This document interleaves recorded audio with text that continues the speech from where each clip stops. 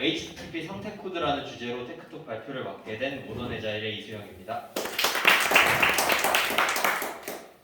저희가 하나의 서비스를 만들 때 프론트엔드와 백엔드가 어떻게 통신을 할 것인지에서부터 시작해서 하나의 리소스를 생성하고 삭제를 어떻게 정의할 것인지, 그리고 프론트엔드가 백엔드에게 요청한 작업의 성공과 실패 여부를 어떻게 알려줄 것인지 규칙을 정해야 하는데요. 이런 규칙을 정할 때 도움을 주는 가이드라인이 존재합니다. 이런 가이드라인 중 하나가 HTTP 상태 코드입니다. HTTP 상태 코드는 특정 HTTP 요청의 성공과 실패 여부를 알려주고요. 어떻게 알려주냐 하면 성공과 실패 여부를 100번, 200번, 300번, 400번, 500번 대에 그룹으로 나누어 세분화시킬 수 있습니다. 세분화시켰기 때문에 프론트엔드와 백엔드 간의 통신을 할 때 조금 더 명확한 소통을 할 수 있게 도와줍니다. 그래서 오늘은 각 그룹에서 필수로 알고 있어야 하는 상태 코드들을 위주로 알아보도록 하겠습니다. 처음으로 100번대인데요. 인포메이션, 정보를 의미하죠. 지금까지 요청을 잘 받았으면 계속 요청을 보내도 된다는 뜻을 가지고 있습니다. 100번대는 개발을 하면서 자주 마주칠 일이 없다고 해서 상태 코드 2개만 보고 간단하게 넘어가도록 하겠습니다. 100번 continue, 클라이언트가 서버로 보낸 요청에 문제가 없으니 다음 요청을 이어서 전송해 주세요 라는 continue가 있고, 102번 processing, 서버가 요청을 수신하였고 이를 처리하고 있지만 제대로 된 응답을 알려줄 수가 없어요 라는 102번이 있습니다. 앞에서 말씀드린 것 같이 100번은 개발하면서 마주칠 일이 많지 않기 때문에 이 2개만 짚고 넘어가도록 하겠습니다. 200번대인데요. success, 성공의 의미죠. 클라이언트 요청을 서버가 성공적으로 처리했음을 알려줍니다. HTTP 메소드에 따라 응답 코드가 달라지게 되고요. HTTP 메소드라 함은 get, post, 그리고 delete 등등이 있게 됩니다. 처음으로 살펴볼 건 200번 OK인데요. 요청이 성공적으로 수행되었음을 알려주고 주로 get 요청을 사용한다고 해요.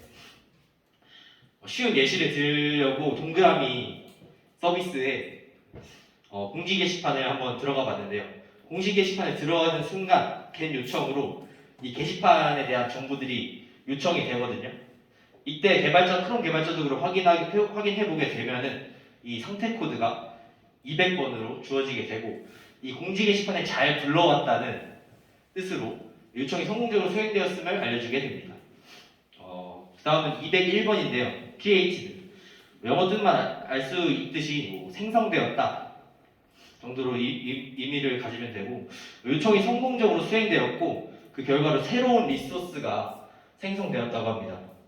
이 새로운 리소스가 생성되었다는 것은 제가 동그라미 서비스에 자유 게시판 글을 작성을 하려고 작성하기에 들어왔어요. 그리고 뭐의 화이팅이라는 제목과 그리고 화이팅이라는 본문을 쓰고 등록을 누르게 되면은 이처럼 자유 게시판에 뭐의 화이팅이라는 방금 작성을 한 글이 생성이 됨을 알 수가 있죠.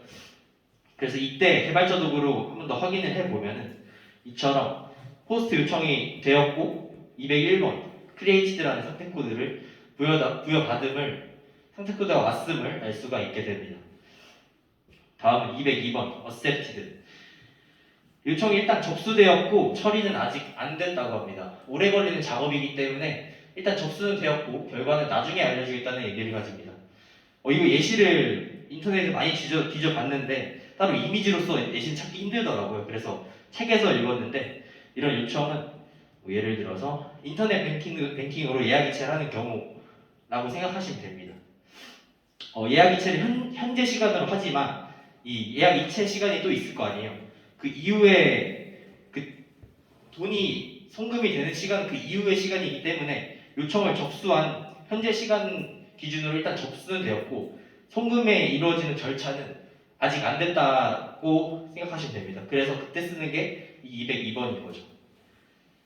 다음은 204번 no content, 요청이 성공적으로 수행되었고 응답 콘텐츠를 제공하지는 않습니다.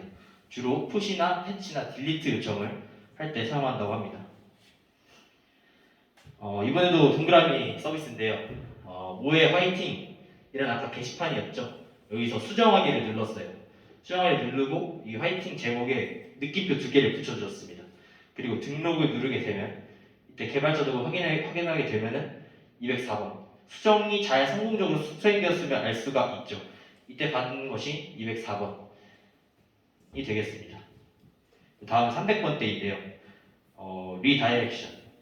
뜻이 되게 굉장히 어려워 보이는데 리다이렉션이라는 뜻은 한국말로 직역을 하면은 넘겨주다 정도로 생각하시면 되시고 요청이 완수되기 위해서는 리다이렉션이 필요함. 약간 애매모호하죠? 예시를 들면서 한번 설명드리도록 하겠습니다. 301번 move permanently. permanently라는 뜻은 영구적인이라는 뜻을 가지고 있거든요. 요청한 리소스가 응답해야 될 로케이션에 주어진 URL로 완전히 옮겨졌음을 의미합니다. 제가 그 네이버.com으로 URL에 입력을 하게 되면은 자동으로 검색을 눌렀을 때 www.점이 붙게 되거든요. 실제로 붙게 돼요, 이거는.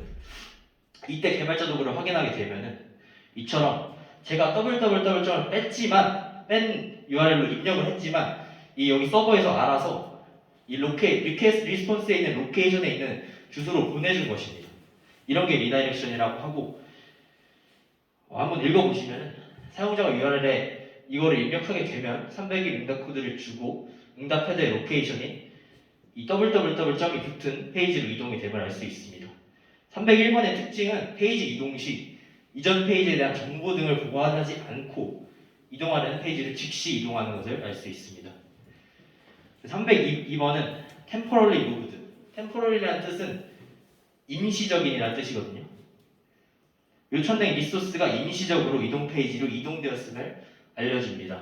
제가 카트라이더 홈페이지를 URL로 접속을 하게 되면은 이처럼 302번이 2개가 나오고 리다이렉션이 2번 일어났거든요. 지금 자세히 뜯어보면은 첫 번째 리다이렉션은 제가 원래 입력한 URL 그리고 이 로케이션을 부여받은 이 또 새로운 주소가 한 번 더 리다이렉션이 돼서 제가 원래 입력했던 URL 뒤에 붙게 됩니다. 그리고 이 다음에 한 번 더 이제 리다이렉션이 돼서 이 이벤트 페이지로 넘어가게 되는 거죠. 이처럼요. 2번의 리다이렉션 절차를 거쳐서 이벤트 페이지로 이동이 되고요. 이거는 뭐 현재 진행 중인 이벤트가 있는 경우에 뭐 넥슨 같은 경우 이벤트 많이 하잖아요. 그런 경우에 그 특정한 홈페이지로 들어갔을 때 이 이벤트 페이지를 먼저 보여주기 위한 용도로 사용된다고 보시면 됩니다. 302번은 임시적으로 이동했기 때문에 페이지 이동 시 이전 페이지에 대한 정보 등을 보관하고 있다고 합니다. 301번과 2번의 차이는 뭐 영어 뜻을 잘 살펴보면 영구적인 것과 임시적인 차이가 있습니다. 그렇기 때문에 302번과 1번의 차이는 페이지가 영구적으로 이동되었느냐 마느냐의 차이입니다. 다음에 304번 not modified 변경되지 않았다는 뜻이죠. 클라이언트에게 응답이 수정되지 않았음을 알려줍니다. 뭐 예를 들어서 모의 화이팅이라는 글을 한 번 더 작성을 하려고 해요, 제가. 근데 이 과정에서 글을 등록을 누르지 않고 동아리 홍보 페이지로 이 URL을 한번 바꿔봤습니다. 그러니까 여기서 이걸 누른 거죠, 동아리 홍보를. 등록이 되지 않은 상태로. 이랬을 때 응답 코드를 받는 것이 304번. 글이 등록이 되지 않았는데 다른 URL로 바뀌었다라고 알려주고 클라이언트에게 응답이 수정되지 않았음을 등록이 안 됐다는 뜻이죠. 이거는 이럴 때 사용하는 것이 304번입니다. 그리고 400번 때 클라이언트 에러. 클라이언트의 요청이 유효하지 않아서 서버가 해당 요청을 수행하지 않았음을 의미를 하고요. 400번부터 살펴보면 bad request. 클라이언트의 요청이 유효하지 않아서 더 이상 작업을 진행하지 않는 경우입니다. 동그라미 공지 게시판에서 이수영이라는 검색어를 제가 입력을 하려고 했을 때 저희가 API 작성을 하잖아요, 백엔드에서. 그 API에 맞는 이거 뒤에 URL을 붙여줘야 되거든요. 근데 여기는 키워드인데 한번 키워드에서 워드를 빼봤어요. 그러고 입력했을 때 이제 그 개발자 도구를 확인해 보면 이처럼 배드 리퀘스트가 나오면 알 수 있습니다. 이건 클라이언트 요청이 유효하지 않아서 이 URL이 틀렸다는 거죠. 더 이상 작업을 진행하지 않는 경우입니다. 401번 unauthorized 비인증이라는 뜻이고요. 클라이언트가 권한이 없기 때문에 요청을 받아들일 수 없을 때 사용된다고 합니다. 이거 제 학번인데요. 동그라미에 이미 제가 회원가입이 되어 있는 상태이고요. 제 학번을 입력한 다음에 비밀번호를 한번 틀려봤어요. 틀려보았을 때 개발자 도구를 확인해보면 아이디 또는 비밀번호를 확인해주세요 라는 언론창이 나오게 되고 401번을 받은 것을 확인할 수 있습니다. 이처럼 클라이언트가 권한이 없기 때문에 요청을 받을 수 없을 때, 즉 로그인이 실패되었을 때, 인증이 되지 않았을 때를 401번이라고 해주는 겁니다. 그리고 403번 forbidden 클라이언트가 콘텐츠에 접근할 권리를 가지고 있지 않을 때 사용된다고 합니다. 이 권리를 가지고 있지 않을 때라는 것이 무엇이냐? 제가 이미 이 우아한 모던 에자일이죠, 사실 지금은. 이 동아리에 소속이 되어 있는데 이 동아리의 관리자는 이 정용훈 이분입니다. 근데 제가 이 소속이 되어 있는 상태에서 관리자 페이지를 들어가려고 했을 때 권한이 없기 때문에 동아리 관리 페이지에 접근 권한이 없습니다라는 언론창이 나오게 되고 이때 개발자 도구를 확인해 보게 되면은 403번을 부여받고 있음을 확인할 수 있죠. 이런 경우가 권리를 가지고 있지 않을 때라고 하는 것이고 403번을 부여해주는 것입니다. 그리고 404번 가장 유명한 상태 코드죠. not found. 네, 서버가 요청받은 리소스를 찾을 수 없을 때, 이 말은 즉 존재하지 않는 URL을 입력하였을 때라고 생각하시면 됩니다. 동그라미 서비스에 말도 안 되는 이 수브로라는 제 약간 닉네임 이거를 붙여보았어요. 그렇게 됐을 때 페이지 참 잘 만들었죠. 바로 404 에러가 남을 확인할 수 있습니다. 이처럼요. 이것도 상태 코드가 404번인 것을 확인할 수가 있고 다음으로 넘어가면 409번 conflict 충돌이 되었다는 건데요. 이 충돌이 무엇을 의미하냐? 클라이언트가 보낸 요청이 현재 서버의 상태와 충돌될 때 사용된다고 합니다.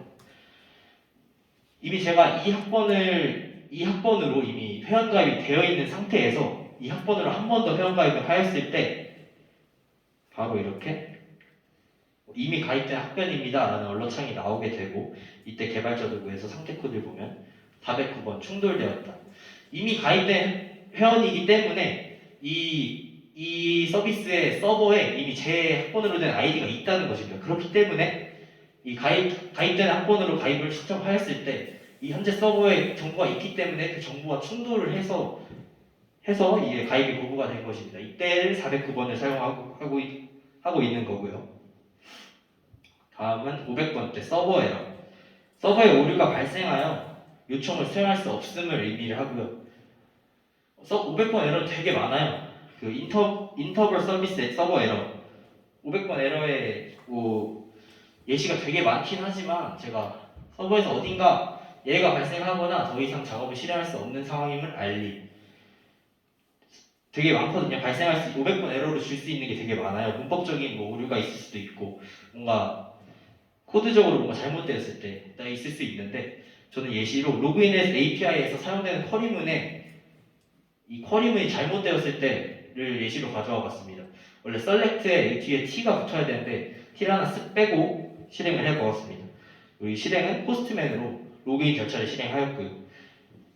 로그인 절차에 사용되는 여기 바디에 정보를 실어주고 이 URL로 검색을 하게 되면은 이처럼 success fails가 나오게 되고 로그인 관련 서버 에러입니다. 서버 개발자에게 문의하세요.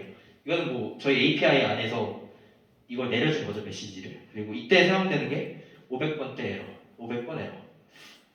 그리고 그 다음으로 넘어가면 이 다음부터는 예시를 찾아오기가 되게 힘들었거든요.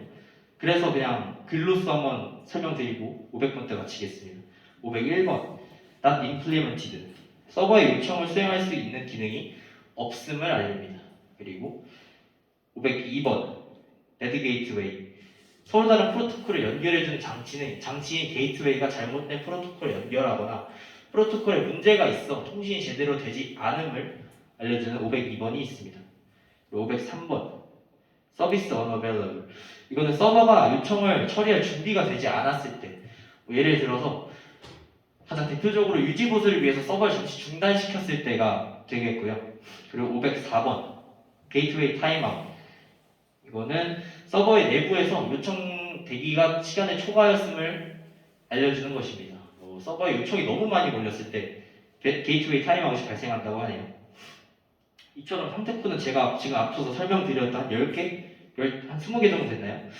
그 상태 코드들 예외에도 엄청 많거든요. 상태 코드가 한 40개 정도 있음을 볼 수 있는데 이렇게 복잡하고 많은 상태 코드를 꼭 써줘야 할까요?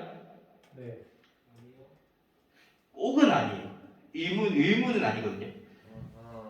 상태 코드는 앞에서 말씀드릴 것 같이 가이드라인에 불과해요. 그래서 그렇기 때문에 지키지 않아도 프로그램 작동에는 아무런 지장이 없어요. 즉 런타임 에러가 발생하지 않는다는 거죠. 근데 그럼 지키지 않아도 상관없는 게 아닌가? 라고 생각하실 수 있는데 이렇게 말씀드리고 싶어요. 지키는 건 자유지만 이런 규칙이 없었을 때 그로 인해 발생하는 문제들을 생각해보면 지켜주는 것이 좋다라고 말씀드릴 수 있고요. 이로 인해 발생할 수 있는 문제들이 뭐냐면 HTTP 상태 코드를 잘못 사용하는 경우를 예를 가져와 봤어요. 해당 URL로 겟 요청을 보냈을 때 그냥 응답이고요. 이거는 요청이 실패를 하였는데 상태 코드를 200번대로 서버에서 줬습니다. 이렇게 되면 어떻게 될까요?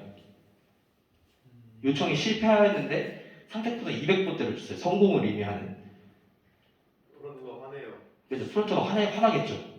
대부분의 HTTP 통신 라이브러리나 API들은 상태 코드에 따라 요청의 성공과 실패 여부를 판단하고 실패했을 경우에만 에러를 던진다.